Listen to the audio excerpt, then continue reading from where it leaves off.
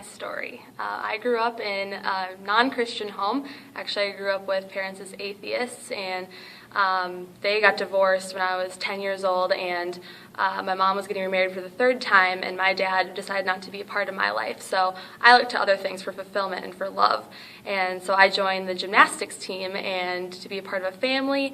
And about 4 years into it, I actually had a really bad back injury that put me out of sports for good. And the painkillers that they put me on, I got addicted to.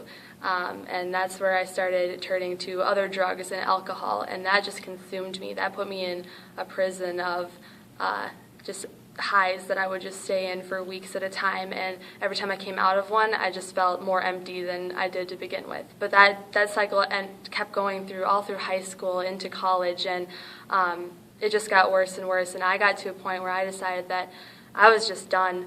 I decided that I didn't want to do that anymore, but I didn't know how to get out of it.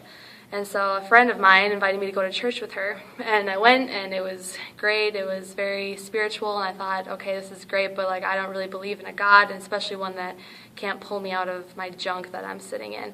And so I kind of accepted the message, but I just kept going back to doing my life. And so I was driving home one night, and I decided, you know what, I'm done with life. I'm just going to go home. I'm going to pull into my garage and shut the door and leave the car on and just end my life, because my life is pointless. There's literally no purpose to my life.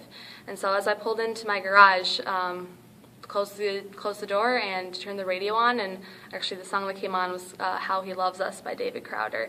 And that song is just all about how much Jesus loves us. And I was just slammed with who God was in that moment. In my darkest, deepest wound, God made himself real to me, and where I was about to end my life.